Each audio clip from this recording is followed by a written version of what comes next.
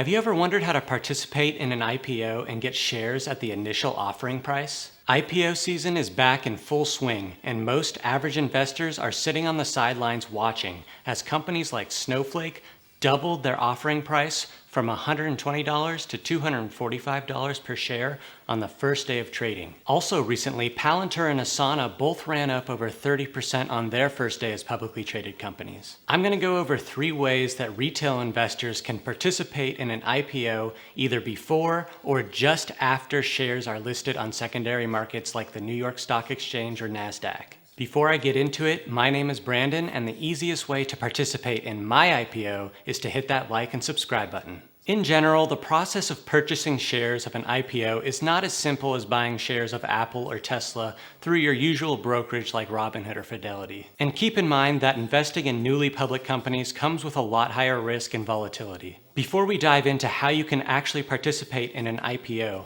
I'll give you a quick breakdown of how the shares of an initial public offering are allocated for purchase. Typically, 90% of IPO shares are allocated for institutional investors like mutual funds and pensions. So that only leaves a 10% allocation for retail brokerages. That brings me to the first option, which is to participate directly in an IPO by purchasing shares at the offering price. Not all brokerages will receive allocations, and not all brokerage members will meet the eligibility requirements to participate directly in an IPO. The eligibility requirements vary from brokerage to brokerage, but typically you have to hold a significant amount of assets in excess of $100,000 to $500,000 in your account to be able to buy IPO shares. For example, I was denied by Fidelity when I tried to participate in a recent biotech IPO because I didn't have $500,000 in my account with them. So obviously most investors won't be able to participate in this way, so I'll go over other options for investing in a minute. If you are fortunate enough to meet those eligibility requirements,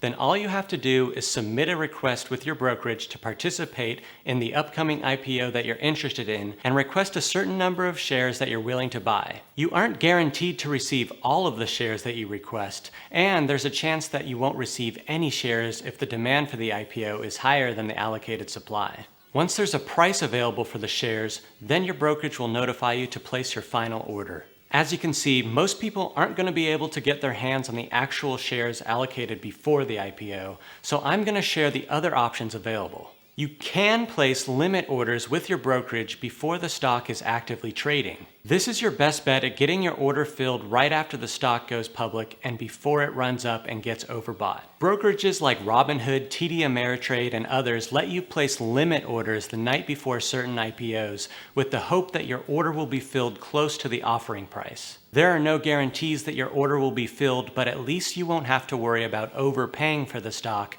because you set your price limit beforehand. Worst case is that you won't end up with any of the shares the day of the IPO. The third option is an interesting one because it gives you access to institutional IPO investments in the form of exchange-traded funds, or ETFs. Instead of investing in the IPO of a single company, you're buying a curated collection of newly IPO stocks that have been selected by professional investors. There are at least 7 ETFs that I could find that track newly IPO companies. You should be able to easily access these publicly traded ETFs through your brokerage by looking up their ticker symbols. Keep in mind that these are usually managed funds with a fee ranging from 0.1 to 0.8%, but they give you access to IPOs in a way that is difficult for most people to get on their own as an average retail investor. They also diversify your investment over many different companies, thereby decreasing some of your risk. Take the Renaissance IPO ETF, for example. It tracks an index of top US IPOs that have been listed in the last 90 days and cycles out holdings that have been listed for 2 years. There's also the First Trust US Equity Opportunities ETF, which tracks an index of the 100 largest US IPOs over their first 1,000 days of trading publicly. So in summary, there are multiple ways to invest in IPOs as a retail investor, whether that's by participating directly in an IPO or shortly after shares are public. Remember that IPO investing comes with a lot more risk and volatility than investing in established companies. For every Facebook or Google, there are a ton of underperformers. Finally, I just want to mention that this video is for entertainment purposes only. I am not a financial advisor, and you should make sure to do your own research before investing in anything. So thanks for watching, and I'll see you in the next one.